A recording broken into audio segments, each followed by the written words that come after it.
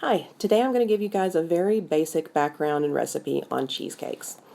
Now, cheesecakes were originally known as libum according to sciencebuddies.org back in 2014, and they were used as sacrifices in religious ceremonies.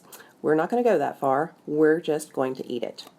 I've had experience baking cheesecakes for about 15 years for multiple different reasons, friends, family, donations, pick it, I've probably made a cheesecake for it. So there's a few things that I'm going to give you that you're going to need to gather first. The first thing is going to be the one you're most likely not familiar with, and that is a springform pan.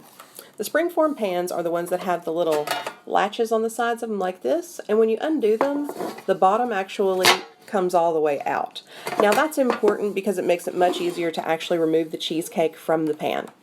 Additionally, you're going to need some parchment paper, cream cheese, sugar, butter, graham cracker crumbs, eggs, and vanilla extract.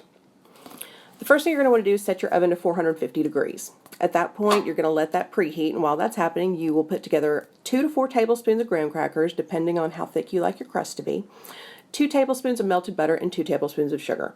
Mix it together until it's all wet-ish. Not terribly wet because you don't want it to drip, but enough that you can feel it getting firm under your fingers when you press it down into the pan. Put that in the oven and let it go for 5 minutes. Bring it out, let it cool after the 5 minutes, and during that time you'll take 4 blocks of cream cheese and mix it together with 1.5 cups to 1 3/4 cups of sugar, depending on how sweet you like your cheesecake to be. You're going to mix that on a slow to medium speed until it's completely incorporated. Then you're going to do the important part, and this is where things really start to matter. You're going to add your eggs, 4 of them, one at a time until they're completely incorporated. So you're going to take a few minutes to do this because you're going to want to do the beating on the lowest speed.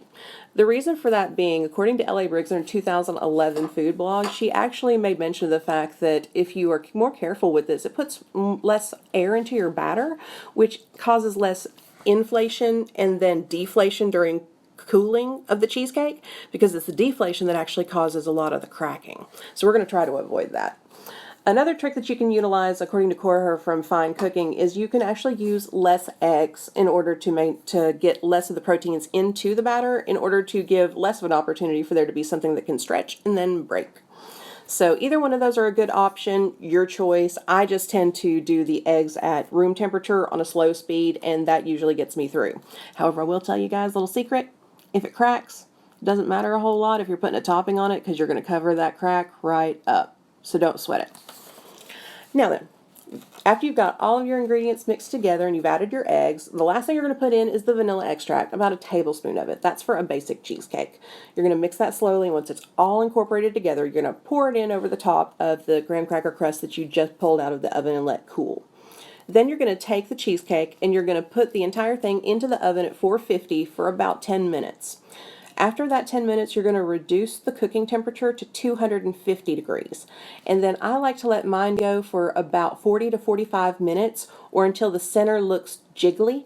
Like if you tap the side of it, you should, like that, you should see the center just wiggle enough. It almost might look like it's undercooked, but it's actually fine. Don't worry about it. It's going to set up once you start to cool it. Once you reach the time limit, pull the cheesecake out and immediately run a thin knife around the edges of the cheesecake right here on the inside of the pan. The parchment paper is going to do a lot of releasing the crust for it, or the sides for you, but if you go ahead and run that knife around the spring form, it's going to help make sure that the sides release and gives you less of a chance of there being any cracking of your cheesecakes. Now, this may change for you depending on what your oven does, how your oven is set up, what the temperature is like, how well it cooks evenly, so on. So you'll probably have to fiddle with the recipe just a little bit, but other than that, that's a pretty solid cheesecake recipe, and goodness knows it's gotten me through a lot.